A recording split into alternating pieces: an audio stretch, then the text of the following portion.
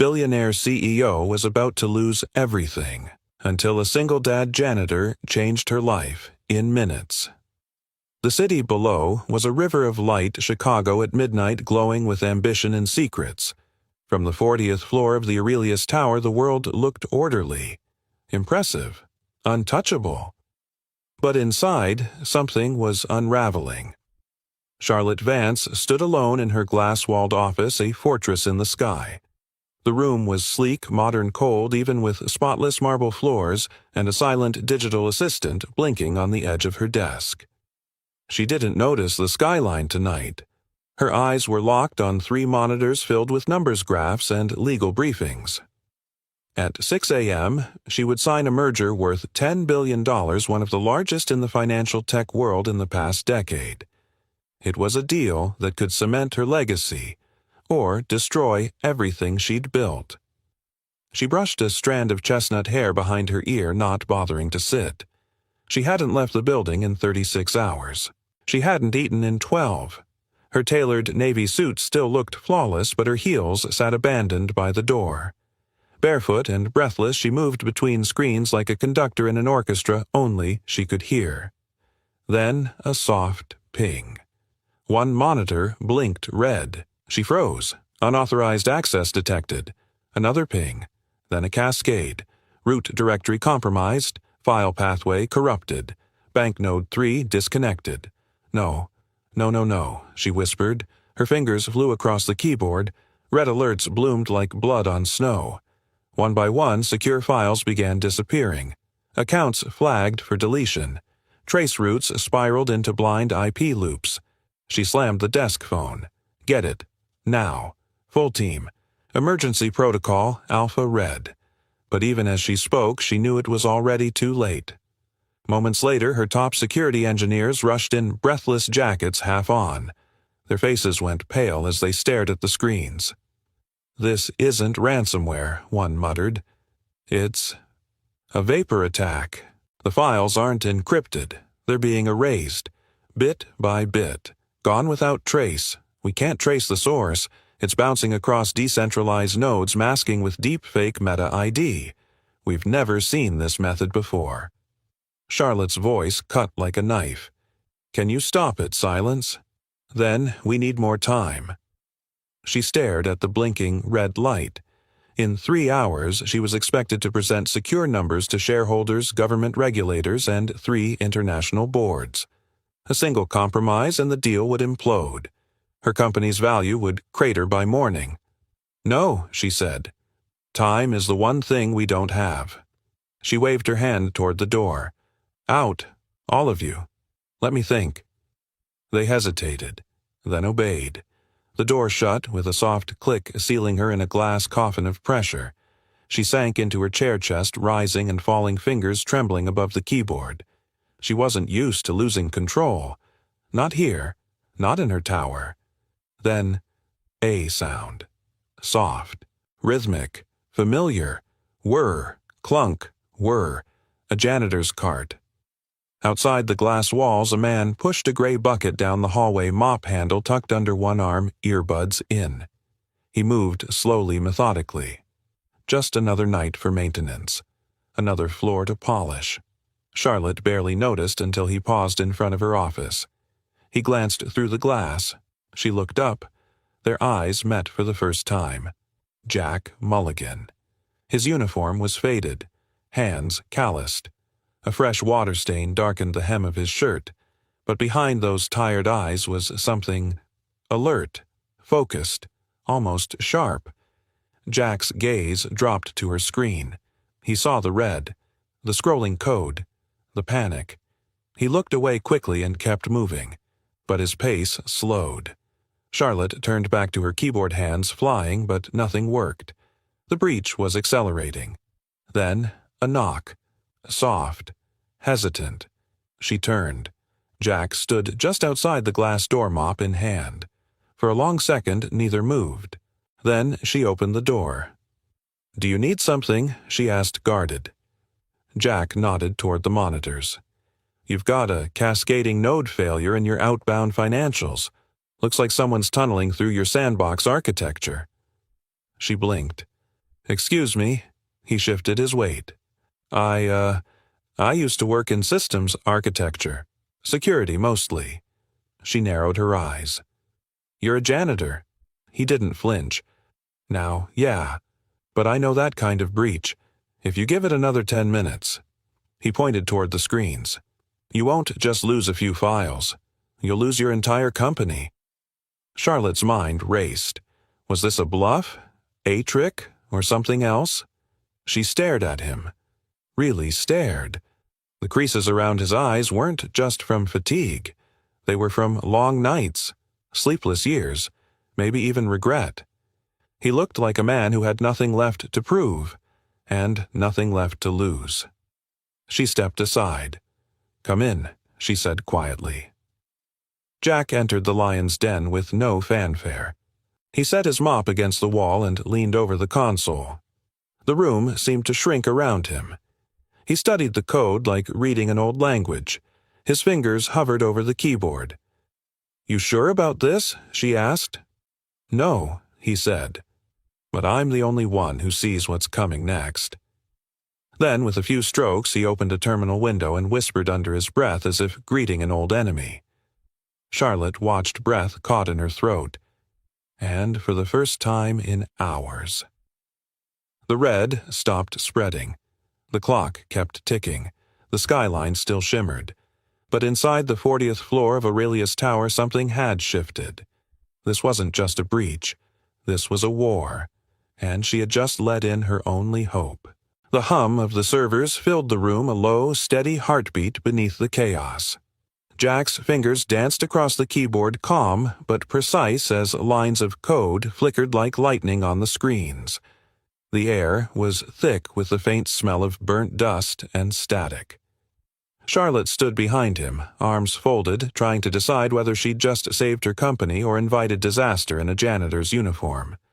Jack muttered something under his breath, tapping a few final keys before leaning back. There, he said softly. You've stopped the bleed. Charlotte stepped forward. Stopped.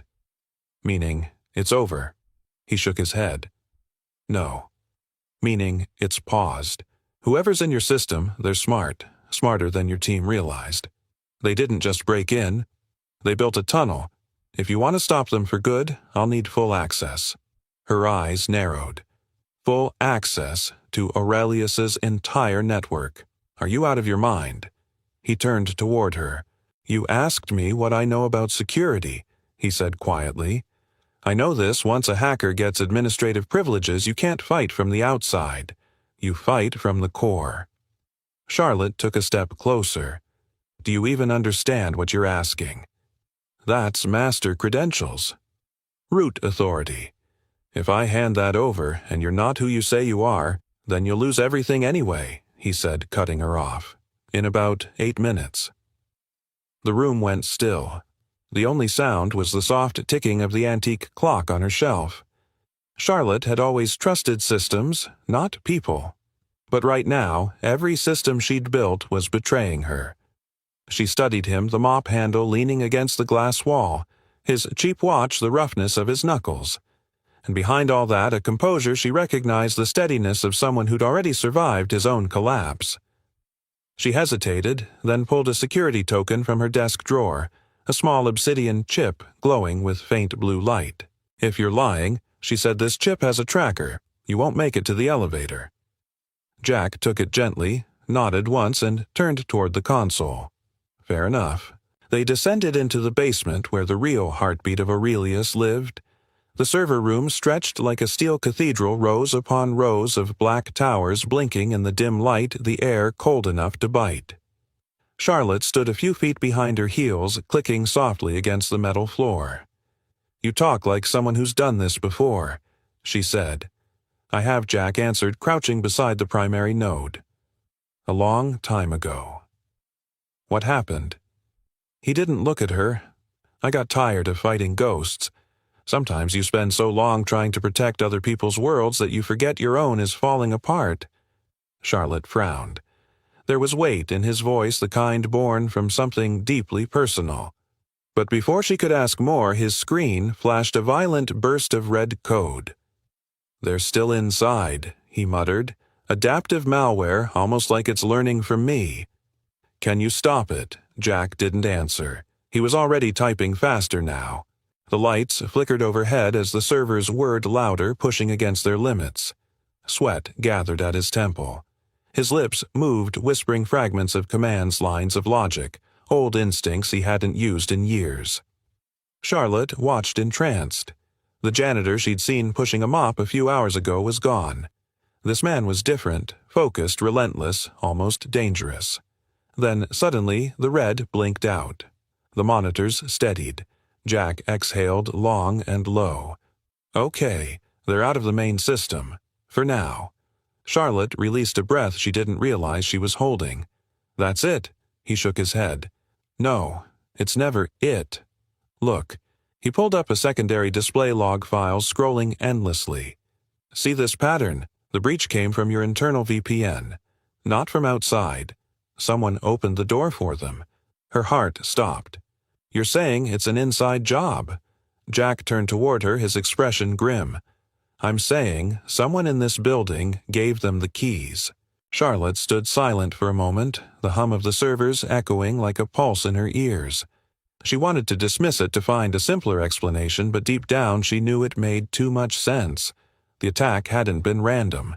It had been surgical. "Do you know who she asked?" "Not yet," Jack said, "but I can find out if you let me dig." Her instinct screamed no. Giving him access once was already reckless, but the alternative, trusting her own board, her own IT, felt worse. She studied his face again, the quiet confidence there. Not arrogance, just certainty born from experience. "Who are you, Jack Mulligan?" she asked. He hesitated, then gave a small shrug. "A guy who used to fix problems like this. Before I became one." Her gaze softened just for a second. There was pain behind his words, but also something else: integrity. The kind that couldn't be faked. He packed up his small toolkit, ready to leave, but she stopped him. "You're not going anywhere," she said. "At least, not tonight."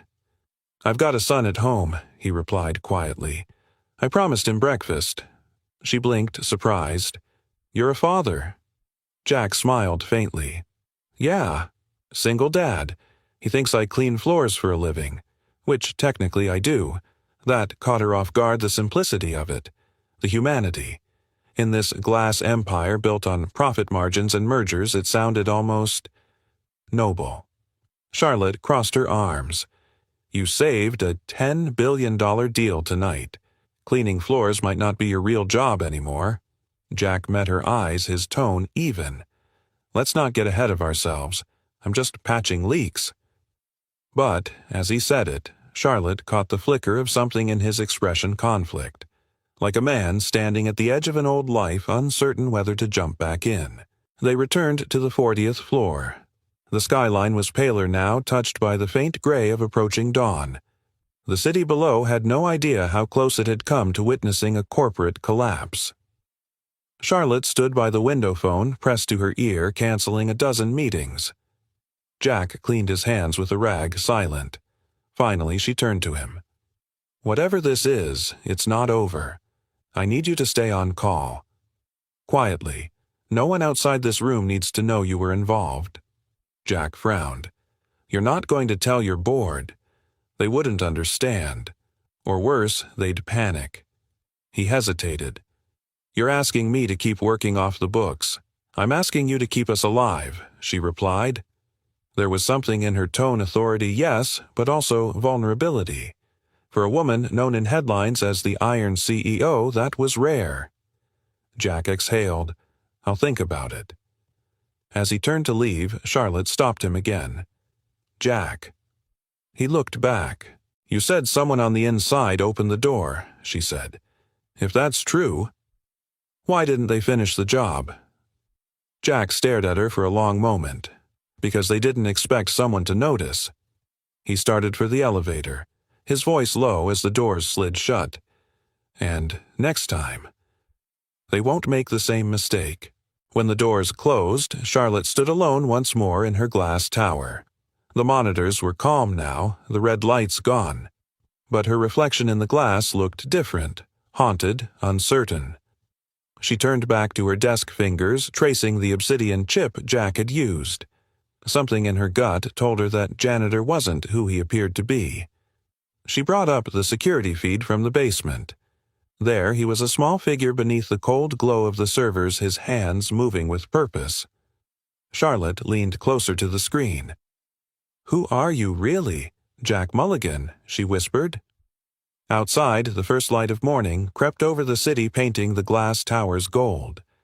Inside, on the 40th floor of Aurelius, a war had begun, one fought not with guns, but with trust.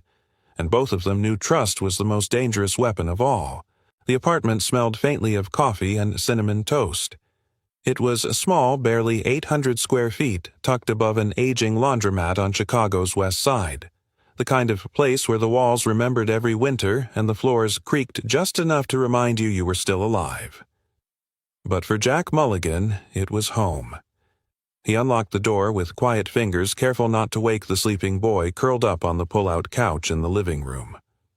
A single lamp glowed softly in the corner, casting a warm halo over a cluttered bookshelf filled with robot kits, second-hand storybooks, and a photo frame turned face down. Jack moved through the apartment on muscle memory, dropped his bag, shrugged off his jacket, and for a few precious seconds stood still. The hum of the city had faded. No blinking monitors, no alarms, no glass towers, just the low rhythmic breathing of his son and the fragile peace of morning. Then a small voice cut through the silence. Dad Jack turned. Ben sat up, rubbing his eyes with the back of one hand, his brown hair a tousled mess. "Hey, buddy," Jack said softly, moving to the couch. "Did I wake you?" Ben shook his head. "Had a dream about the robot again. The one that can fly." Jack smiled. "The one with the jetpack arms." Ben nodded, eyes wide with wonder. "He saved the city." "Of course he did," Jack said, brushing the boy's hair back. "That's what good robots do." The kitchen was barely the size of a closet, but Jack moved with quiet efficiency, eggs in one pan, toast in another. He poured orange juice into a chipped glass shaped like a rocket. Ben climbed onto the counter stool, legs swinging. "Did you work all night?" the boy asked between bites. Jack hesitated. "Yeah, kinda had to." Ben frowned. "Was it a big mess?" Jack chuckled. "Biggest one yet." There was a beat of silence. Then Ben looked up, his voice quiet. "Do you ever miss your old job?" Jack froze, spatula mid-air. He forced a smile. "Sometimes. Were you really like a superhero for computers?" Jack leaned on the counter. No capes, no masks, just a lot of coffee and bad lighting. Ben nodded as if logging that away. Jack didn't tell him about the breach, or the servers, or the woman in the glass office whose voice could shake boardrooms but faltered in the dark. He didn't say how close they'd come to disaster. This was the part of the world Jack had fought to protect. The part that mattered. Later that morning, as Jack walked Ben to the nearby elementary school, the city around them felt different. Not louder, just heavier. Like it knew what he knew. That danger didn't always wear a face. Sometimes it hid behind usernames and passwords. They stopped at the school gate. "Be good," Jack said, ruffling his son's hair. "Don't forget the science fair next week," Ben reminded him with a grin. "My robot's gonna win." Jack nodded. Wouldn't miss it for the world. He watched as his son ran off into the crowd of backpacks and lunchboxes, then turned and walked back toward the L train, pulling his coat tighter against the wind. Across town, sunlight streamed through the towering windows of Charlotte Vance's penthouse. Polished floors, curated silence. A kitchen no one cooked in. She sat alone at a 12-foot marble dining table, a single cup of black coffee cooling at her elbow.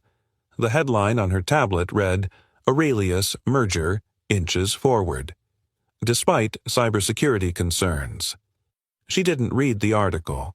Instead, she stared out at the skyline, the same one Jack had vanished into hours ago.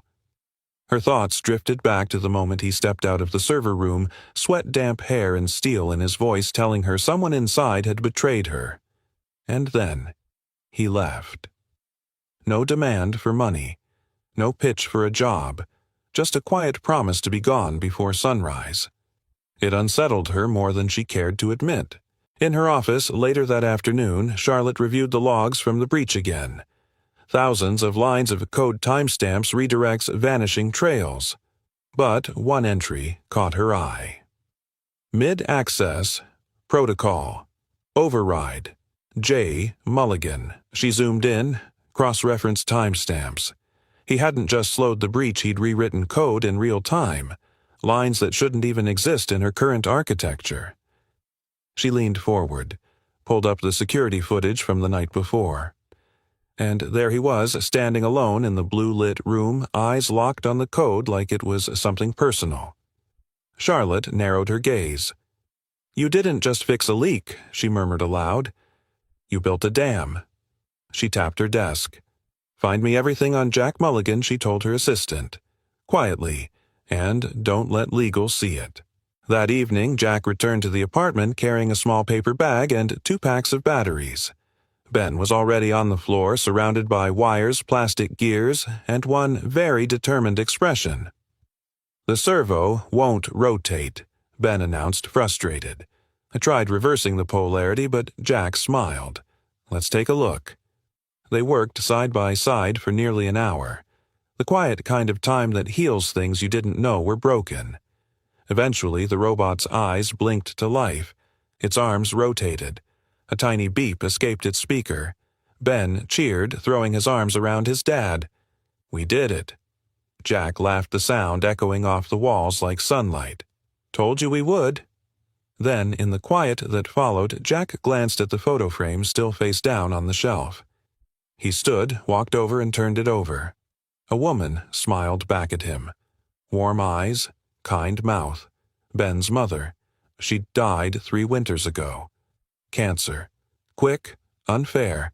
The job Jack once had, the long nights, the endless travel, the impossible hours had stolen time he never got back. So he'd walked away. From security firms, from 6-figure offers, from the man he used to be. For this. For a chance to raise a boy who still believed in robots and breakfast toast. At that same moment, Charlotte Vance stood alone in her office watching the skyline as it darkened into evening. The board would demand answers soon. Investors wanted reassurances. The merger lawyers were already circling. But her thoughts were elsewhere. She tapped open a private camera feed. Froze the frame. Jack Mulligan in the server room caught mid-keystroke. A janitor. Maybe. But not just a janitor. Not anymore. She leaned back in her chair, murmuring the question that refused to leave her mind. "Who are you, really, Jack Mulligan?" And more importantly, why did she want to find out? The next morning, Jack Mulligan walked into the Aurelius Tower with a bucket, a mop, and a knot in his stomach. The lobby was quiet, brushed in soft morning gold. Executives passed him without a glance, the same way they had every night for the past 2 years. To them, he was just background part of the building's invisible rhythm. But today, everything felt louder. The squeak of his shoes on marble, the weight of last night's silence, the look in Charlotte's eyes as she'd watched him walk away. Jack wasn't here for a shift. He was here for a reckoning. A soft chime greeted him as the private elevator opened to the executive floor. No security escort. No receptionist. Just Charlotte Vance waiting in a small conference room tucked in the corner of the 39th floor, away from cameras, away from eyes. She stood when he entered, still in her tailored black suit, but with her hair pulled back and her heels left at the door. No power games, no audience, just the 2 of them. "I thought I was getting fired," Jack said dryly. "You're not," Charlotte replied. "But I also didn't want to explain to the board why I'm having a meeting with a janitor." He smirked but said nothing. She gestured to the seat across from her. "Sit." Jack did. There was a pause just long enough to be uncomfortable. Then Charlotte slid a folder across the table. Inside was a single document, a non-disclosure agreement thicker than most legal thrillers, and a cover letter stamped confidential. Internal consultant proposal. Jack closed the folder without reading it. No. Charlotte blinked. You haven't even looked at it. I don't need to. His voice was quiet but firm. I'm not coming back. To security, to that life. He leaned forward slightly. I've worked too hard to disappear. You don't know what that world takes from you. I know what it gives, she countered, and right now I don't have time to build a new team. I need someone I can trust. Jack laughed not unkindly. You've known me for 48 hours. I fix a leak and suddenly I'm the company's white knight. She held his gaze. You didn't just fix a leak. You saw through a breach my entire IT department missed. You acted under pressure, and you didn't ask for a single thing in return. Jack sat back. Maybe that's the problem. You don't know what I want yet. Then tell me. There was a beat of silence. Then Jack spoke slowly. I want to go home. I want to make pancakes for my kid. I want to help him build a robot that doesn't tip over. I want quiet. Peace. He looked her in the eye. I gave everything once. I lost it all. I'm not doing it again. Charlotte didn't flinch. She understood sacrifice, the kind that hollowed you out from the inside. So she shifted gears. I wasn't always like this, she said softly. When I started Aurelius, I had a partner, Ethan Cole. We built this place from a borrowed office and a 20-page business plan. She paused.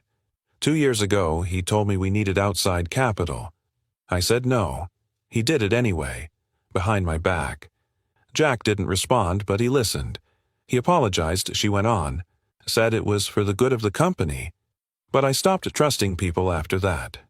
Now, I only trust code, logs, systems. Systems can be hacked, Jack said. She nodded. That's why I'm talking to you. Silence stretched between them, quiet but not cold. Then Charlotte slid the folder back toward herself. All I'm asking is this, you keep eyes on our system. Quietly, no press, no job title. Just protect it. Protect us. Jack didn't answer right away. He looked out the floor-to-ceiling window behind her. The city below was waking up bathed in a new light. And in that moment he thought of Ben laughing in the kitchen talking about flying robots and science fairs. I have conditions, Jack said finally. Charlotte nodded. Name them. No names. You don't tell your board who I am. Done. No appearances. I don't sit in on meetings. I don't give presentations. I don't answer calls. Understood. I clock in after hours, when I choose, and I don't answer to anyone but you. Charlotte considered this. What if I'm not available?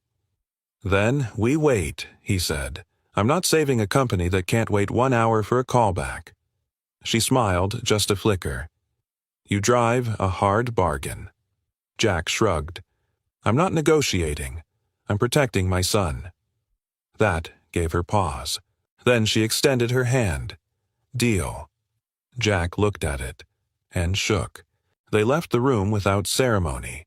But as they passed the executive offices, a soft alert pinged Charlotte's phone. She checked it. A low-level anomaly in the traffic logs. Nothing urgent, but odd. Jack saw her hesitation. What is it, he asked. She handed him the phone. He frowned. That's not from last night. No, Charlotte said. It just came in. Low-volume data drift. Jack's expression darkened. It's a breadcrumb. Meaning. They're still here. Watching. Testing our reflexes. He stared at the data lips tightening. They're slowing down on purpose. So we relax. So we stop looking. Charlotte swallowed. What do you want to do? Jack's voice was calm. Measured. I want to follow the crumbs. That night, while most of the tower slept, Jack returned not with a mop, but with a plan. He moved like a shadow between the quiet hum of servers, his fingers laying down silent tripwires across the digital pathways. Charlotte stayed up watching from her private terminal, her eyes tracing the pulse of every heartbeat in the system. And together, though they didn't say it aloud, they both knew something had changed. This wasn't about cleanup anymore. This was a hunt. The city wore its night like a second skin, quiet, electric humming just beneath the surface. Inside the Aurelius Tower, the hallways were dark, polished, empty, a quiet that could make even the air feel like it was listening. Jack Mulligan moved through the silence with practiced ease. No mop tonight, no uniform, just a small black bag slung over his shoulder and eyes that didn't miss a thing. At this hour, most of the world believed the building was asleep, but Jack knew better. He'd seen ghosts like this before. Data whispers, fingerprints too faint for security software to flag, but not too faint for someone like him. The system wasn't clean. It was haunted. Down in the server core, the chill hit him like a memory. The hum of the machines felt almost human, like breath drawn deep and low. Jack stepped into the control booth and connected his setup to a hidden auxiliary port, a line no one at Aurelius even remembered existed.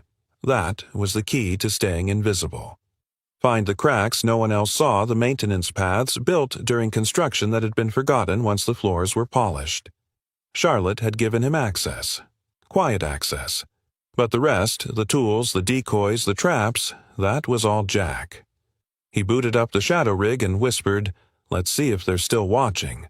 Upstairs, Charlotte sat alone in her private lounge.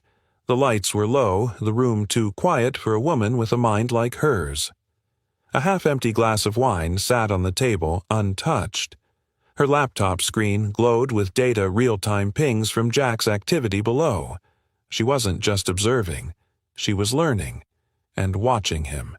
Jack didn't know she'd turned on the secondary feed. She told herself it was for safety. But the truth, if she dared admit it, was that watching him work made her feel something she hadn't in a long time. Safe, connected, human.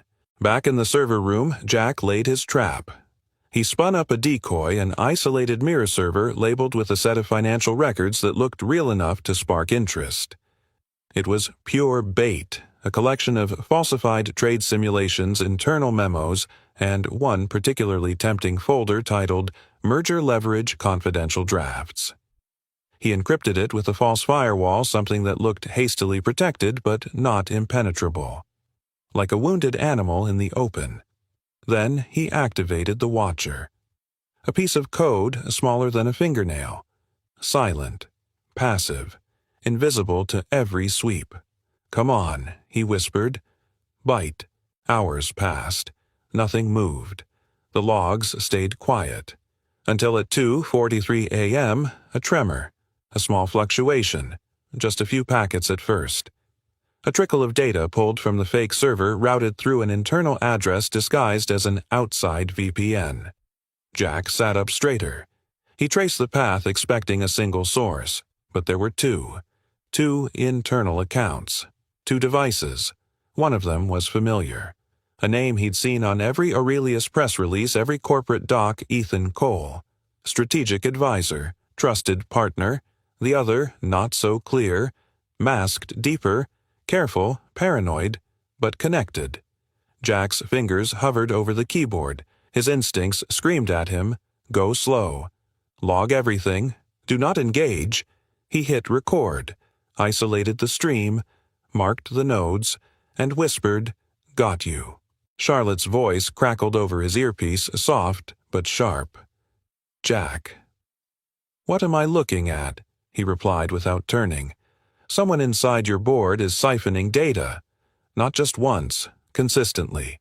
Scheduled to match late-night shifts, small chunks at a time. Not enough to trigger alarms, just enough to build something. Over time." Charlotte's voice was quiet. "You're sure?" He nodded.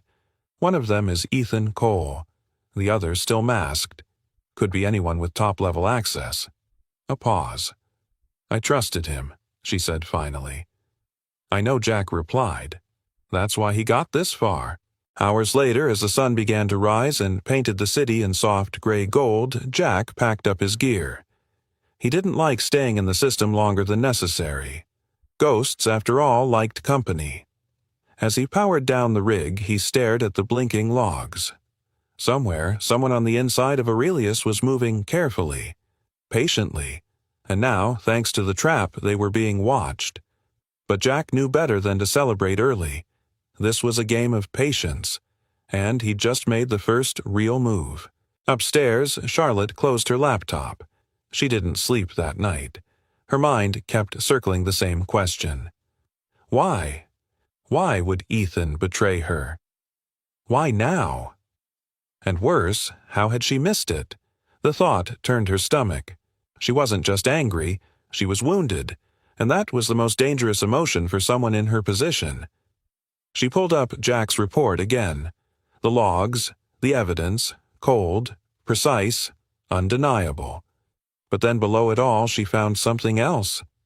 An audio recording accidentally captured during the surveillance session. Jack's voice, not talking to her, not to anyone, just speaking aloud in the dark. She listened. Ben's gonna love this. Robot arms that rotate with servo control. Maybe even voice activation if I can find the right parts. Gotta remember to fix the sensor lag before Thursday. Charlotte leaned back, startled by the warmth that bloomed in her chest. He wasn't just a man hunting hackers. He was a father building robots with his son. A man who had walked away from a world that consumed everything, and was now quietly holding hers together.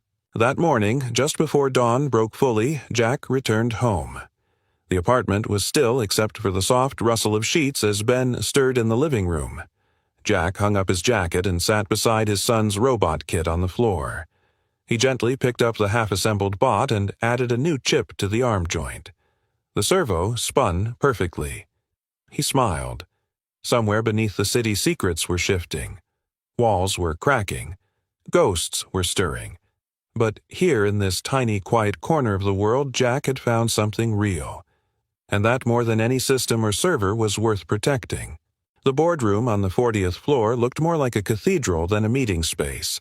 12 leather chairs surrounded a gleaming obsidian table. The walls were floor-to-ceiling glass offering a panoramic view of the Chicago skyline, a city built on ambition and unforgiving winters. At this hour, the light filtering in was cold and silver, throwing long shadows across the polished floors. Charlotte Vance sat at the head of the table, posture upright, hands folded tightly in front of her. On the surface, she was the same composed CEO the board had followed for years, sharp, commanding, unreadable. But inside, she was unraveling. She stared at the faces around her, familiar, powerful, polished. Among them, Ethan Cole, her co-founder, her ex-fiancé, the man she once trusted with everything. Now she wasn't even sure she could trust the air between them. Ethan sat 2 seats to her right, impeccably dressed in slate-gray fingers, steepled like a man in complete control of his narrative. His smile was practiced, warm, and utterly detached. He could charm investors in 5 languages and crush a budget in half a page. He was also, if Jack's data was right, the man siphoning the soul out of Aurelius Holdings. Charlotte had read every log, watched every line of code that traced back to Ethan's ID. She hadn't slept in 2 days, but she wasn't ready to accuse, not yet. If she miscalculated, if she pushed too soon, the company wouldn't survive it.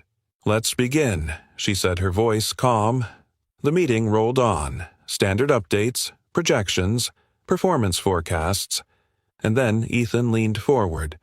"I think we need to revisit the cybersecurity narrative," he said smoothly. "Our internal reports show minor anomalies, but the market is starting to pick up rumors. If we don't get ahead of it, it could look like we're hiding something." Charlotte didn't blink. "And how would you suggest we handle it?" "Transparency," Ethan replied, eyes locked on hers. "We release a statement, confirm that minor maintenance is happening, reassure shareholders." And in the meantime, he smiled.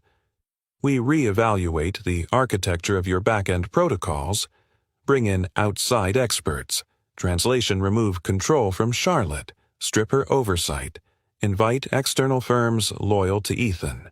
Charlotte's jaw tightened. Before she could speak, another board member chimed in. "I agree with Ethan. The media's watching us closely. We can't afford speculation." She forced a nod. "Understood." Then she pivoted. I'll review the access logs and provide a report within 24 hours. Actually, Ethan said casually, I already took the liberty of running a sweep last night. Charlotte's blood went cold. He pulled out a small tablet and tapped the screen. A series of documents appeared on the large monitor behind them: logins, timestamps, access credentials. And then a name: Mulligan Jack. Position: night operations, janitorial staff. Access level flagged. Critical system. Breach pending investigation. The room went silent. Charlotte stared at the screen, then at Ethan. What is this? She asked. Ethan feigned concern. That's what I was hoping you could explain. A janitor who, as far as I can tell, was never cleared for any security permissions has been inside our server core. He's accessed high-level financial data, and based on some irregular packet transfers, he may be the source of our leak. Charlotte felt the room shift. Chairs creaked, eyes turned. Someone whispered, "Is this true?" She stood. Jack Mulligan is not a threat. He's the reason we caught the breach in the first place. According to him, Ethan said. No, she snapped. According to the evidence. Ethan kept his tone smooth. Charlotte, I understand this is personal. I read the timestamps. The two of you have been in close contact, off record, after hours. That opens us up to liability. There it was, the unspoken weapon. He wasn't just painting Jack as a threat. He was painting Charlotte as compromised. Charlotte's mind raced. She could try to reveal what Jack found, that Ethan was the real leak. But the masked second user was still unidentified. Without a full trail, Ethan could spin it back on her. If she played the card too early, the fallout would be nuclear. So she made the hardest choice a leader can make. She said nothing. I'll handle it internally, she said coolly. Thank you, Ethan. He offered a smile that didn't reach his eyes. The rest of the board nodded.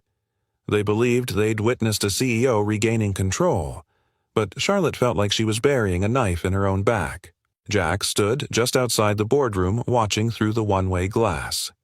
He hadn't intended to be there, but Charlotte had sent him a cryptic message hours earlier. If anything goes sideways, watch the room from the service corridor. So he did. And now he watched as every face turned on him, as his name flickered across the screen like a warning label, as Charlotte stood still taking hit after hit without flinching. He'd seen ambushes before, in boardrooms, in courtrooms, in custody hearings. But this one hurt, because Charlotte didn't say his name, didn't defend him, didn't fight. He turned and walked away. That night back in his apartment, Jack didn't touch dinner. Ben sat at the table with his robot, quietly pretending not to notice the tension in his father's face. Bad day, Ben asked. Jack forced a smile. Something like that. You want to talk about it? No, Jack said. Then after a pause, but thanks. They sat in silence, the only sound the ticking clock above the stove. Ben reached across the table, placed his small hand on top of Jack's. I still think you're the best at fixing stuff. Jack swallowed hard. Thanks, buddy. At Aurelius, Charlotte stood alone in her office watching the city lights blur behind the rain. She poured herself a drink. Didn't sip it. Instead, she pulled up the security terminal. Input a single command. Opened Jack's shadow system. And left him a note tucked into the back end of the decoy server. You were right. But I can't protect you unless I know for sure. Stay in the shadows a little longer. Watch everything. And when the time comes, we finish this together. The halls of Aurelius Tower were silent at 3:17 a.m. The kind of silence that doesn't belong to peace, but to calculation. Somewhere deep inside its concrete heart, the trap had already been laid. It was Jack's idea, but it took Charlotte's resolve to make it real. 2 nights ago, he was ready to walk away, burned, betrayed, painted as the villain in a room full of men with polished shoes and sharpened smiles. But then she sent the message. A line of code buried in the digital ruins of their trust. Stay in the shadows. Watch everything. We finish this together. And he did. He stayed. Jack sat alone in the lower server annex, a room cold enough to numb his fingertips, facing 3 dark monitors and a single screen glowing with fake temptation. The decoy file looked like gold unreleased merger terms, untraceable fund flows, a staged vulnerability in Aurelius's financial structure. Fabricated, but with enough breadcrumbs to be irresistible. You think they'll take the bait. Charlotte's voice came through the comms, calm, quiet. They will, Jack replied. They're greedy. Greedy people get sloppy. Charlotte didn't respond, but he heard her breathing steady on the other end. She was upstairs watching from her private terminal. Alone, as always. You know, Jack said after a moment, for someone who built a tower out of glass, you sure hide well. Charlotte chuckled faintly. Glass reflects. That's not the same as revealing. Silence again. Then Jack whispered, You ready for this? No, she said honestly, but I'm tired of being afraid of my own company. Hours earlier, they had rehearsed the plan in the shadows of her office, no lights, no cameras. Charlotte had sealed the internal audit files behind the same mirror firewall Jack had used to set his first trap. Then she scheduled her board access token, her most sensitive login, to make a ghost appearance in the decoy system at precisely 3:20 a.m. A digital whisper to lure the real traitor in. It'll look like you're trying to hide something, Jack had warned. I am, Charlotte replied. A snare. Now in the cold quiet below, Jack watched the logs tick forward. 3:19:44, 3:19:53, 3:20:01. The trap activated. At first nothing, then movement. A ping, small, precise, an internal login. Ethan, Cole, Aurelius.com. Jack muttered, Came early. Of course you did. But then another flash. Admin Phoenix Charlotte sat up straighter upstairs. Who the hell is that? Jack's eyes narrowed. Not an alias I recognize, Charlotte typed furiously. It's an old credential. Used once years ago. Buried. Never deleted. But it was mine. Jack's voice darkened. They're using your ghost accounts. That's how they've stayed invisible. Then the data began to drain. The decoy files opened, copied, funneled into an external channel masked as a routine vendor sync. Jack whispered, They took it. A pause. Then his screen blinked red. A second device joined the siphon. Not Ethan's. Someone else. Damn it, Jack breathed. There's another one. Upstairs, Charlotte watched the chaos bloom like a flower of fire. This isn't just Ethan, she said, her voice low. Someone else is backing him. Or controlling him, Jack said. Ethan's the front. The smiling face.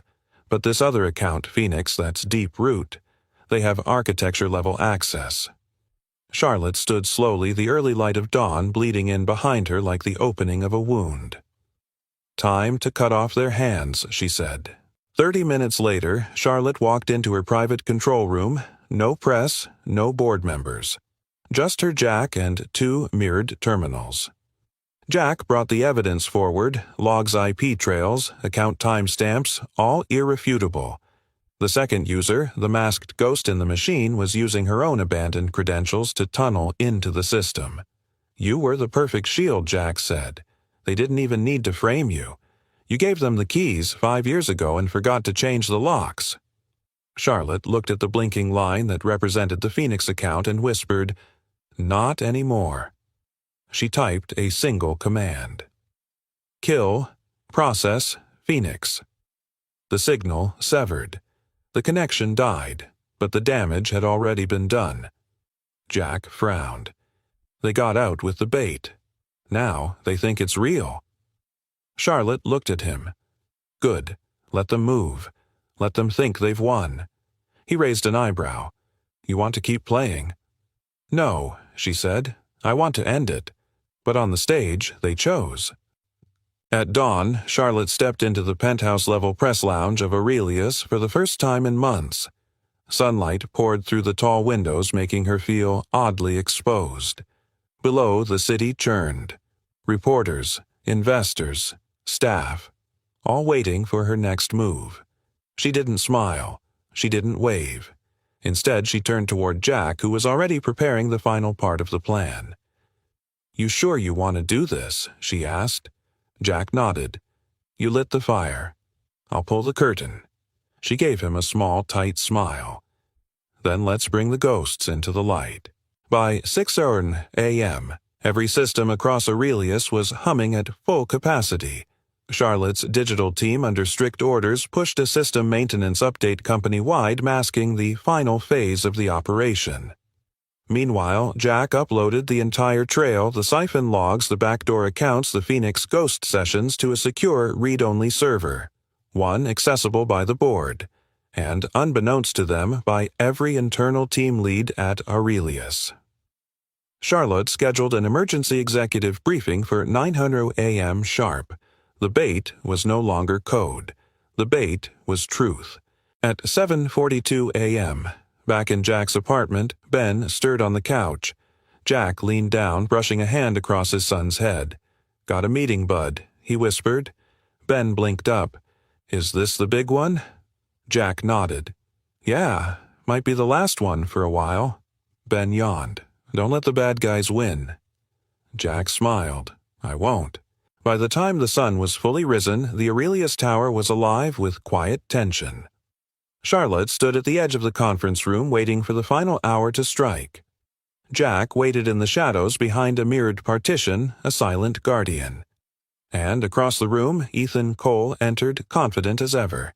He adjusted his cufflinks, smiled, completely unaware that his digital fingerprints were already printed across every wall of the building.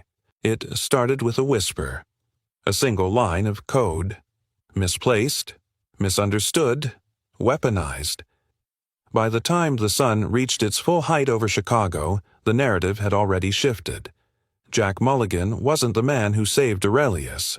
He was the man who tried to burn it down. The trap had worked. The decoy files had been accessed. The siphon traced. The ghost account exposed. Every digital thread tied neatly to Ethan Cole and the mysterious admin Phoenix login. Charlotte had the logs. Jack had the receipts. The morning briefing was set to drop a bomb on the boardroom floor. But just before 8:30 a.m., everything changed. The system shuddered. Not physically, but beneath the surface, something moved. Jack caught it on his terminal, a log injection, sudden and elegant. A rewrite of the event sequence from the night before. Dozens of access points previously flagged under Ethan Cole were replaced one by one with his name. Mulligan.Jack, unauthorized entry. Mulligan.Jack, server override. Mulligan.Jack, attempted data theft. It wasn't just a forgery, it was perfect. He called Charlotte immediately. No answer. Then another call. This time, security. "Mr. Mulligan," came a voice, tight and professional. "You've been requested to remain on the premises for questioning regarding unauthorized activity in Aurelius systems." I didn't. Jack started, then stopped. The futility hit like a punch to the gut. They had flipped the script, and it wasn't sloppy. It was surgical. Charlotte stormed into the boardroom 5 minutes before the briefing. Her expression was calm, but her blood ran cold. Ethan was already there, sitting in her seat. "Charlotte," he said, rising. "Glad you made it. You'll want to be here for this." She didn't respond, just sat across from him, her eyes unreadable. "Before we begin," Ethan said, turning to the board, "I'd like to address something serious. We've confirmed a breach in our security, deep-sustained and internal. After a full audit, we've identified the source." The screen behind him blinked to life. Lines of data filled the room. "His name is Jack Mulligan, night custodian. No formal clearance. Somehow he accessed core systems, manipulated logs, and attempted to frame key personnel, myself included." He paused, pretending to look pained. "I trusted him. Some of us," his eyes flicked to Charlotte, "trusted him deeply. But the evidence is clear." Charlotte's jaw clenched, but she said nothing. Downstairs, Jack was escorted through the lobby by 2 guards. No handcuffs, just shame. He didn't fight, he didn't raise his voice, But inside, something old and bitter clawed at his chest, the same feeling he'd had 3 years ago when his world collapsed the first time. He knew how quickly people erased you. All it took was the right lie. By noon, the headlines were already drafted. Janitor hacker at Aurelius internal breach rocks, 10B merger deal, who is Jack Mulligan? From security consultant to suspect. Jack watched the news roll in from the edge of the company's security holding room. No windows, no sound but the ticking of a small analog clock. His thoughts drifted not to the trap, not to the breach, but to Ben. What would he tell his son? What words do you give a child when your name becomes poison? Meanwhile, in the quiet of her glass-walled office, Charlotte stared at the real logs Jack's backups buried in an isolated offline server they had both used during the operation. The truth was there, still intact, still pure. But she also saw how the forged version outmaneuvered it, slightly cleaner, more linear, more believable. It didn't matter what was real. It only mattered what people saw first. At 2:15 p.m., Charlotte stood outside the holding room door. She hesitated. This was her fault. She had brought him in. She had watched him be destroyed. She opened the door. Jack looked up. "You're here to finish it." Charlotte stepped inside and shut the door quietly behind her. "I know you didn't do it," she said. Jack's expression didn't change. "That doesn't help much now, does it?" She sat across from him. "They forged everything. I found the original logs, the deep backups. It's all there." He gave a short, hollow laugh. "You realize that means nothing, right? The first version always wins. Truth plays catch-up." Charlotte swallowed. "I'm going to fix this." Jack looked at her for a long moment. "No," he said quietly. "You're going to protect the company. That's what you always do." She didn't deny it, because it was true. By sunset, Jack was released quietly, no press, no charges, no apology. Just a signed NDA and a polite escort out the back of the building. Charlotte watched from her office window as he walked across the lot. No fanfare, no words. Just a man disappearing again. Back at the apartment, Jack unlocked the door with a sigh that lived in his bones. Ben was waiting, backpack on the floor, robot in hand. "Hey, Dad," he said gently. "Did you lose your job again?" Jack knelt down, exhaustion radiating from every line in his face. "Yeah," he whispered. "I did." Ben's lip trembled, but he nodded. "Okay. Can we still go to the science fair?" Jack pulled him into a hug. Wouldn't miss it for the world. Later that night, after Ben had fallen asleep, Jack sat at the kitchen table staring at a blank notebook. In his mind, he rewrote every moment of the past week, every decision, every risk, every sacrifice. He had wanted to stay invisible. Now, he was more invisible than ever. Back at Aurelius, Charlotte walked into the darkened server room. The monitors were off. The trap had sprung. The enemy had retaliated. And Jack, the one man who had saved her empire, was gone. She placed a small flash drive on the table. Inside were the true logs, the unedited ones. She whispered into the silence, "I'm not done. Not yet." Across the city, Jack sat alone in the dark, a single lamp flickering overhead, his hand resting on the robot Ben had built.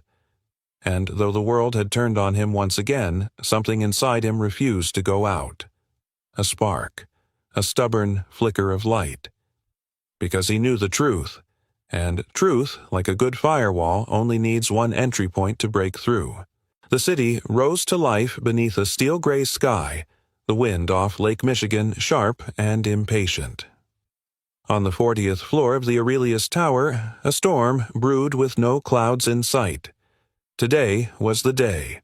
The $10 billion merger between Aurelius Holdings and Ionex Financial would be announced before the press, the market, and the world. All eyes were on Charlotte Vance, and somewhere in the shadows of the building she built the truth waited to erupt. Charlotte stood in the executive dressing suite staring at her reflection in the mirror. Her navy dress suit was flawless. Her hair was pinned with precision. Not a wrinkle, not a tremble. but inside her pulse was a drumbeat of doubt. The plan had to be perfect. Timing exact. One misstep and it wouldn't just be the merger that crumbled, it would be her. Jack's flash drive sat inside the lining of her jacket. Unseen. Unopened. Ready. Downstairs, the press flooded the lobby like rising tidewater. Lights, cameras, journalists in sleek suits and tired eyes. The chatter was deafening. Charlotte's team moved like clockwork, handing out statements, rehearsing the talking points, shielding her from questions, especially about Jack Mulligan. The public story was clear: a rogue janitor accessed the system, internal review underway, business as usual. But behind the curtain, the truth waited, surgical quiet, deadly. Jack had given her everything. The logs, the timestamps, the proof. He had sacrificed his name, his safety, his dignity, and she had done nothing. Until now. Back in the apartment, Jack sat on the edge of the couch, dressed in jeans and a black collared shirt. Ben stood in front of him, adjusting the tiny bow tie on his school uniform. "You look sharp." Jack smiled. Ben grinned. "My robot's in the display window. Ms. Carter says I might win Best Design." "You will," Jack said, "because it's yours." Ben nodded. "You comin'?" Jack hesitated. Then, "Yeah, Bud. I'll be there." But not yet. He grabbed his worn messenger bag and tucked in the backup drive. A second copy, just in case. It was time. At 10 a.m., the Aurelius Grand Hall was packed. Board members, legal teams, analysts, every chair filled, every screen ready. Charlotte entered the room with her usual elegance, face unreadable, every step deliberate. Ethan Cole stood beside the podium, the picture of confidence. He wore power like cologne, thick, invisible, unmistakable. He leaned over and whispered, "Don't worry, I'll do the heavy lifting." Charlotte offered a faint smile. "That's what you're good at, isn't it?" He didn't hear the blade behind the words. Backstage, hidden from view, Jack slipped into the auxiliary AV booth thanks to an old favor, an old friend still working building security. No ID, no clearance, just shadows. He synced his tablet to the backup feed. He had one job now: make sure Charlotte wasn't alone. If she stepped forward, if she chose the truth, he would be ready. If not, he would press the button himself. The lights dimmed. The Aurelius logo swirled on screen. Ethan stepped forward, smooth as ever. "Good morning. Today marks a new era for innovation, transparency, and global leadership." Applause. Cameras flashed. He smiled like a man on top of the world. And now he said, gesturing, "Please welcome the woman who made this all possible, Charlotte Vance." The room rose. Charlotte stepped up to the podium. She paused, just for a second. Enough for those watching closely to see the flicker of hesitation. Then she spoke. "Thank you," she began. Her voice clear, grounded. "This morning we were prepared to announce one of the largest mergers in fintech history." People leaned in. But last night, she continued, something unexpected happened. Whispers. Jack sat forward in his chair backstage, eyes narrowing. Charlotte reached into her jacket and pulled out the drive. "I discovered new information," she said. "Information that changes everything." Ethan's smile faltered. His eyes sharpened. "I was wrong," Charlotte said, "about who to trust, about what's been happening behind the scenes. And today, before I sign anything, I want to show you the truth." She turned to the screen and nodded once. The feed changed. Jack triggered the upload. The room exploded in gasps. File trails, IP logs, admin accounts, every siphoned byte of stolen data displayed in full, mapped and timed. And at the center of it all, Ethan Cole. "Impossible," he muttered. "This is fake." Charlotte faced him. "This is the unaltered log history from our offline backup servers. You weren't just leaking data, Ethan. You were building a takeover using the merger to gut Aurelius and hand it to our competitors." The board members sat stunned. One stood. "Is this confirmed?" Jack's voice rang from the booth, fed through the sound system. "It's confirmed. Every packet, every transfer. I tracked them myself. Gasps again. Charlotte didn't flinch. He's the man you all tried to silence, she said. The one you framed. Ethan stepped forward, face flush, voice rising. She's protecting a criminal. He hacked our system. No, Charlotte snapped. He protected it, while you sold it off one piece at a time. Security entered the room. Ethan looked around. For allies. For exits. Found none. You can't do this, he growled. You don't have proof. I don't need to, Charlotte said. The network does. Ethan lunged forward but was stopped. Handcuffs clicked shut. An hour later, the press conference resumed. The merger was officially suspended. Aurelius' stock wavered but didn't fall, because the world had seen something it rarely witnessed in corporate America accountability. Charlotte stood once more before the crowd.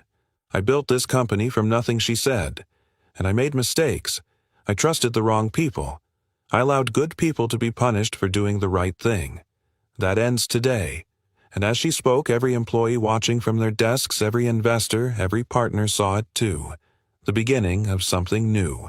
Backstage, Charlotte found Jack near the AV terminal alone, packing up his bag. He looked at her, unsure what to say. You did it, she said. No, Jack replied. You did? She smiled softly. Still want to disappear? Jack shrugged. That depends. On what? On. Whether this place still needs someone who sees the ghosts. Charlotte stepped closer. We do, but only if you get to go home for dinner every night. He paused, then smiled. Deal. The storm had passed. But the silence it left behind wasn't peace. It was weight. Still. Heavy. 2 days after the fallout, the buzz of Aurelius Tower returned, but it had changed. The hallways no longer hummed with whispered suspicion. The tension in the boardroom chairs had eased, and the whispers that once lingered behind Charlotte Vance's back had gone quiet. Ethan Cole was gone, facing legal proceedings for corporate espionage, fraud, and conspiracy. His name stripped from the company's internal systems, his office emptied before the sun even rose the morning after the deal collapsed. But some shadows take longer to leave. Charlotte stood alone in her private conference room, hands clasped behind her back as she stared out the window. Below, Chicago moved on oblivious to how close one company had come to imploding. There were a dozen calls she needed to return, shareholders to reassure, a crisis PR strategy to finalize. But all she could think about was the silence, not just in the office, inside her. The kind that arrives when you've spent your whole life outrunning disaster, then stop, look back, and realize you never outran it. You just carried it with you, and the one person who had stood beside her in the darkest hour, he wasn't here anymore. Jack Mulligan hadn't returned to Aurelius. No press, no applause, no reinstatement.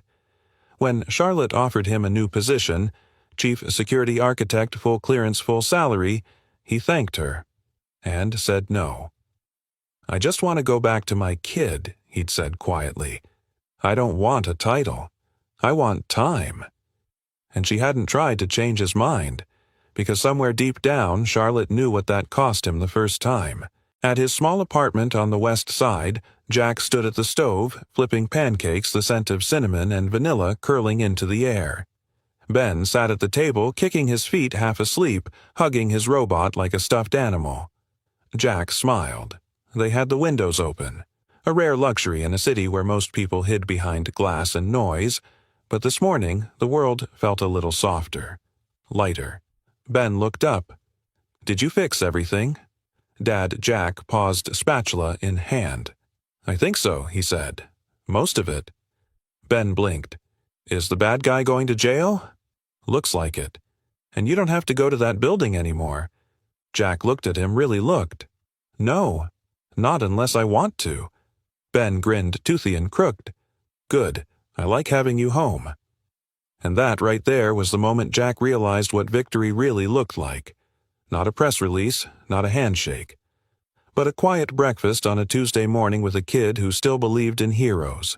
Back at Aurelius, Charlotte moved through the glass halls with her usual poise, but the staff noticed something different. She was softer around the edges, warmer, human. She asked questions now, about their lives, their kids, their hopes. When the CTO nervously suggested building an internal child care program for employees, Charlotte didn't shoot it down. She said, let's build a prototype, something small, personal. And when they did, tucked in a corner room once used for storage, she smiled for the first time in weeks.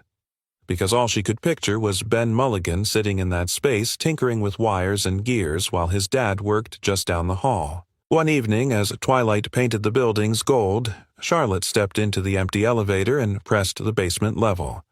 No assistants, no cameras, no schedule, just her.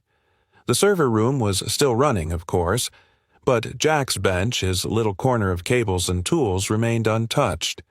She sat there for a moment, listening to the low hum of machines. It was the quietest she'd felt in years. She pulled out her phone and typed a message. Still owe you a drink, or maybe pancakes. Your call. Then she hesitated, and hit delete. Instead, she stood, and walked out. That weekend, Charlotte did something she hadn't done in over a decade. She left the city.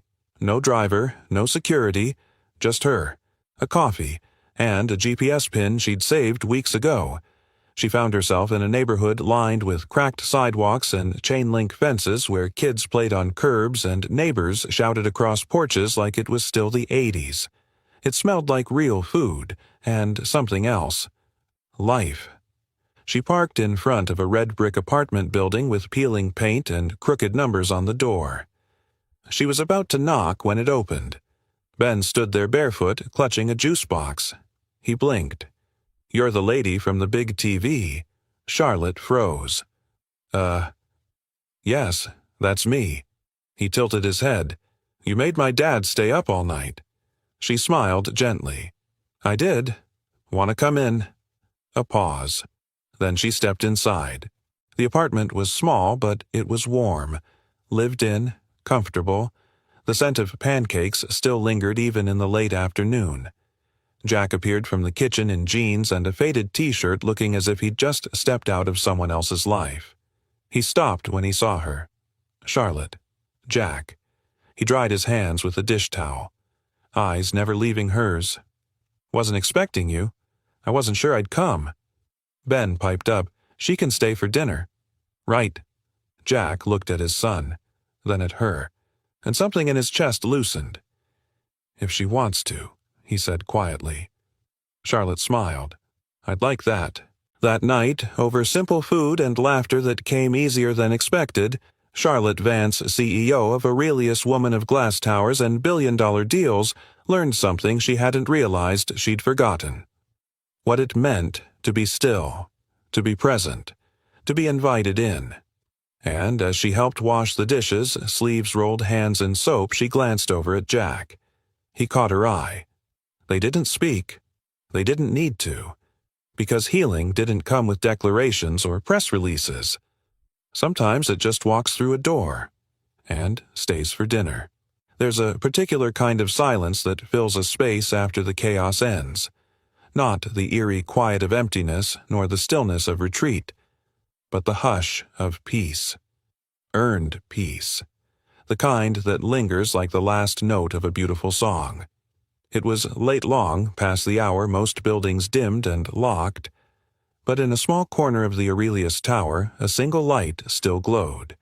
Not the harsh blue of computer screens, not the artificial brightness of LED panels, but the warm, golden light of a standing lamp in Charlotte Vance's private office, soft, gentle, almost domestic. And there she sat barefoot on the couch, a mug of chamomile tea in her hands, watching the city lights blink like distant stars. The world outside spun forward, markets rising and falling, deals being brokered in glass towers across time zones. But tonight, she let it all drift. The door opened with a quiet click. Jack stepped inside, holding a small brown paper bag that crinkled as he walked. "You left your dinner on the counter," he said. Again. Charlotte looked up and smiled, her features relaxed, softer than anyone at Aurelius would recognize from the press photos. "I got distracted." Jack sat across from her, setting the bag between them. "You're always distracted. but I figured you'd be hungry." She opened the bag and laughed. "Pancakes." He shrugged. "You said breakfast food was comfort food." "I said that one time. And I listen." She took a bite, and for a moment neither of them spoke. Just the quiet ticking of the old wall clock Charlotte had started using again when she'd pulled out of storage. Analog, real, slightly slow. She liked it that way. "Do you miss it?" Jack asked eventually. Charlotte looked over. "What?" "The chaos, the pressure, the need to be the smartest person in the room, every room." She thought for a long moment. "No," she said truthfully, "but I miss pretending it was the only thing that mattered." Jack nodded. "It's easier to hide inside work." "It was more than hiding," she said. "It was armor. Success made me bulletproof, or at least I thought it did." He leaned back. "Then one bullet got through." "Yeah," she whispered, "and his name was Jack Mulligan."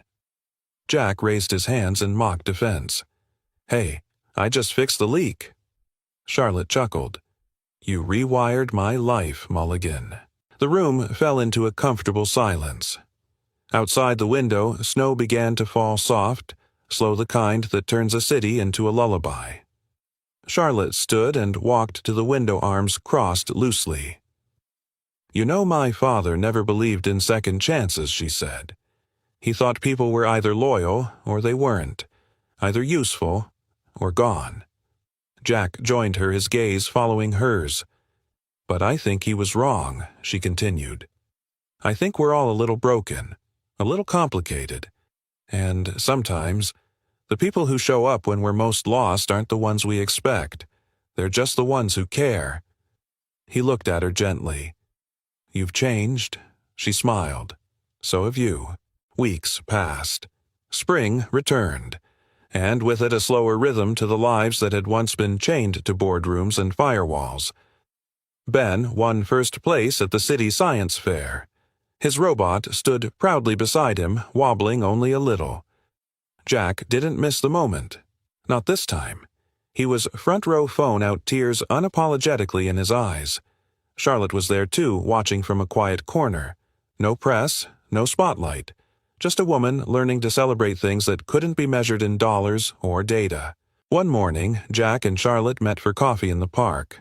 No suits, no scripts, just two people who had walked through fire together and somehow come out better. Charlotte handed him a small envelope. "What's this?" Jack asked. "Open it." Inside was a simple key card. "It's for the new satellite office," she explained. "Smaller, simpler, community-based projects. You don't have to take the job, but I'd like to build something that feels different. Less armor, more heart." Jack studied the card. Still, after all that clean code. "No," she said. "This time I'm after clean starts." He smiled. "You sure you're ready for that?" "I think," she said quietly. "We both are."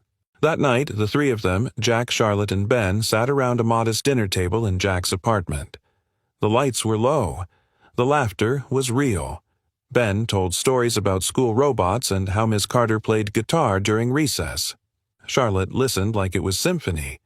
Later, when Ben fell asleep on the couch with his head on her shoulder, Jack watched the two of them and said softly, "You know, there was a time I thought my story was over, that I'd already used up my one chance." Charlotte looked up, her eyes warm. "But maybe he continued some stories, just need a second act." She nodded. "And maybe," she whispered, "some of us weren't meant to walk alone." The last light in the apartment flicked off. Outside, the city exhaled beneath a sky full of stars. No headlines, no heroes, just lives quietly mending. And the promise of something more. Not perfect, but real. Sometimes, healing doesn't come from grand gestures. It comes from quiet mornings over pancakes, from a child's laughter echoing through an apartment hallway, from a key left on the table, and a second chance taken with trembling hands. Charlotte and Jack's story reminds us that redemption isn't just for the movies. It's for the broken-hearted, the tired, the ones who stayed silent when they should have spoken, and the ones who kept showing up even after the world turned its back. Because love, real love, isn't perfect. It's patient, it's present, and sometimes it arrives dressed in overalls fixing broken wires in the dark. Now, I want to hear from you. Have you ever experienced or witnessed a moment of unexpected redemption? A quiet act of love that changed everything? If you have, share it in the comments. Whether it happened in an office, a kitchen, or the middle of nowhere, your story might be exactly what someone out there needs to hear today. And let us know, where in the world are you watching from? We love seeing how far these stories travel, and how they connect hearts across the globe. If this story moved you, if it made you feel something, don't forget to subscribe to the channel for more heartwarming storytelling like this. We've got more journeys to take together, more lives to step into, and more reasons to believe in the power of kindness, courage, and love. Thank you for spending your precious time with us. Until next time, stay kind, stay hopeful, and never stop believing in second chances.